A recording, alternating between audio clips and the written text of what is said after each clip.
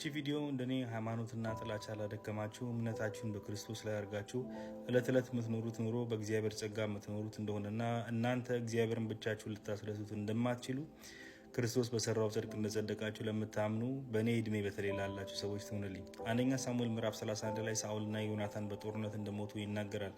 ንጉስ ሳኦል ማለት ነው። እና ንጉስ ሲሞት ያስጨንቃል። ምክንያቱም የገደሉት መተው ስለሚነክሱ ሲነክሱ ደግሞ የሳኦልን ቤተሰብ በሙሉ ስለሚገሉ፣ ምክንያቱም ነገ ጠላት ይሆኑብናል ብለው ስለሚያስቡ ቤተሰቡን በሙሉ ስለሚያጠፉ የቀሩት በጣም ደንግጠው ነበርና ሁለተኛ ሳሙኤል ምዕራፍ 4 ላይ አንዲት ሴት ነበረች። እሷ ሴት ደግሞ የሳኦል ልጅ ዮናታን ልጅ ነበረው። የሳኦል የልጅ ልጅ ማለት ነው። ሜምፊቦስቴ ይባላል። ትንሽ ነበር፣ 5 ዓመቱ ነበር። ሳኦል መሞቱን ስትሰማ እንዳይገሉት ስለፈራች ተሸክመው ስትሸሽ ከጀርባዋ ላይ ወድቆ ሽባ ይሆናል ልጁ። እና ሁለተኛ ሳሙኤል ምዕራፍ 9 ላይ ዳዊት ከነገሰ በኋላ መጽሐፍ ቅዱስ ምን ይላል? ዳዊት ስለ ዮናታን ስል ደግነትን አደረግላቸው ዘንድ ከሳኦል ቤት የቀረ ማንም የለም ወይ ብሎ ጠየቃቸው። አያችሁ፣ ሳኦል ዳዊትን ሲያሳድደው ነው የኖረው። ሊገለው ይፈልግ ነበር። ዳዊት ሳኦልን ፈርቶ አገር ሁሉ ጥሎ ጠፍቷል። ነፍሱን ሊወስዳት ይፈልግ ነበረ ሳኦል። የሳኦል ልጅ ዮናታን ደግሞ ለዳዊት እጅግ የሚወደው ጓደኛው ነበረ እና አባቱ እንኳን ሊገለው ሲያሳድደው አባቴ በዚህ በኩል መጣ፣ በዛ በኩል መጣ፣ ሽሽ እያለ ይነግረው ነበረ።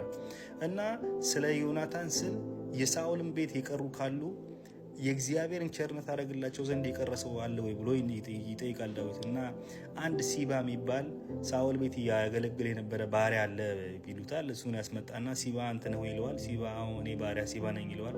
ዳዊት ምን ይለዋል? ሲባ ከሳኦል ቤት የቀረ አለ ወይ?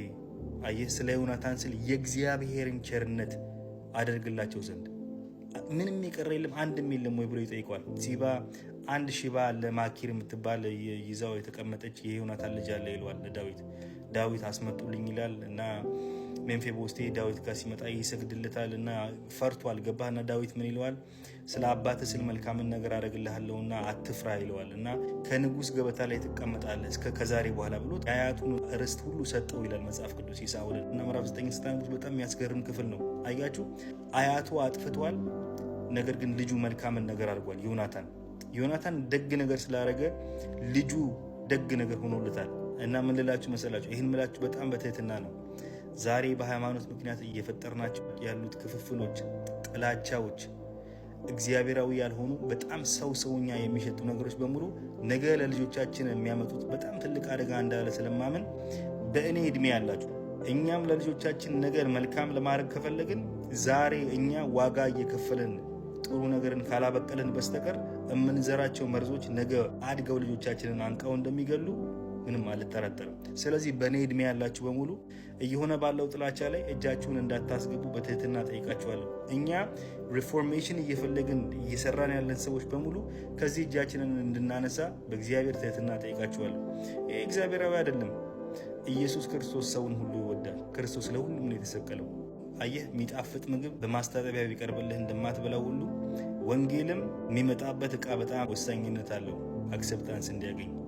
ትህትና መልካም ነገር ነው ብዬ አስባለሁ፣ ለእኔም ጨምሮ ችል ለማለት ነው። መልካም